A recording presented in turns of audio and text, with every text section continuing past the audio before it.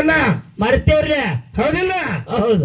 ಅದಕ್ಕಿಂತ ಈ ಭಾರತ ದೇಶದೊಳಗ ಮಹಾನ್ ಮಹಾನ್ ಸೂರರು ವೀರರು.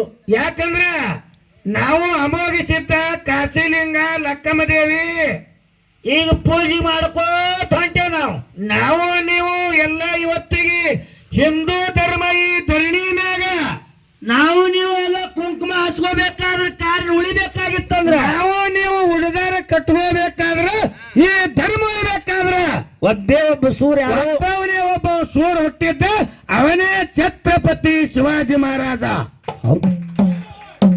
ಶಿವಾಜಿ ಮಹಾರಾಜ್ ಒಬ್ಬವ ಹುಟ್ಲಿಕ್ಕಂದ್ರೆ ಎಲ್ಲರಿಗೆ ಸುಂತಿನಿ. ಎಲ್ಲರೂ ನೀವು ನಮಾಜ ಮಾಡ್ಬೇಕಾಗಿತ್ತ. ಅದನ್ನ ಎಲ್ಲರೂ ನಾವು ವಿಚಾರ ಮಾಡ್ಕೊಂಡು ವಿಚಾರ ಹಿಡ್ಕೊಂಡು ನಡಿಬೇಕ.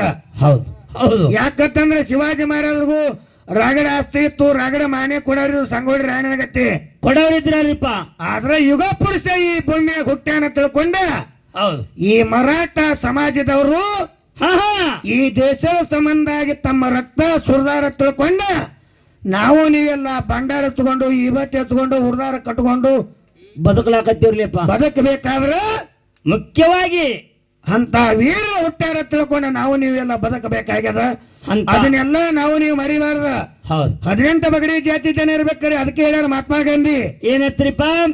ಒಂದೇ ಮಾತರಂ. ಒಂದೇ ತಾಯಿ ಮಕ್ಕಳು ನಾವೆಲ್ಲರೂ.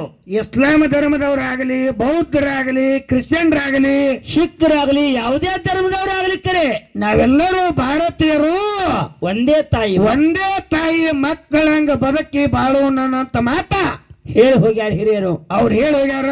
ಆದ್ರೆ ಈಗ ಒಂದು ಪದ್ಯವನ್ನು ಹಾಡ್ತೀನಿ. ಯಾಕಂದ್ರ ಗುರ್ಲಿಂಗ್ ಮಾಸ್ತರ್ ನಮಗೆ ಯಾರು ಇಲ್ಲಿ ಇಸ್ಲಾಂ ಧರ್ಮದವ್ರು ಇದ್ರೆ ಅವ್ರಿಗೆ ಬೀತಾರ್ ಸಿಂಗ್ ಅಂತ ತಿಳ್ಕೊಂಡಿರಿ.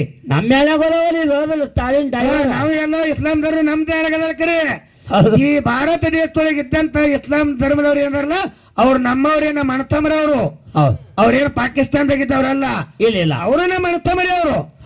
ಅದಕ್ಕೆ ಭಾರತ ದೇಶಕ್ಕಾಗಿ ಯಾರು ವೀರ ಹೋರಾಡಿದ್ರು, ಎಷ್ಟು ಮಂದಿ ಬಲಿದಾನ ಆಗ್ಯದ ಅನ್ನುವಂತ ಹಿಂದೂ ಧರ್ಮವನ್ನು ಎಷ್ಟು ಮಂದಿ ಹಾಳು ಮಾಡಿದ್ರು ಅನ್ನುವಂತ ಶಿವಾಜಿ ಮಹಾರಾಜ ಹೆಂಗ್ ಉಳಿಸ್ತಾನವಂತ ಒಂದು 500 ಪದ್ಯ ಹಾಡಿ 500 ಪದ್ಯವನ್ನ ಹಾಡಿ ಸಾಬು ಮಾಸ್ತರ್ ನಮ್ಮ ಒಳ್ಳೆಯ ಶ್ರೇಷ್ಠ ಕಲಾವಂತ ಆಗಿರ್ತಕ್ಕಂತ ಸಾಬು ಮಾಸ್ತರ್ ಪಾಳೆ ಹೋಗ್ತದ.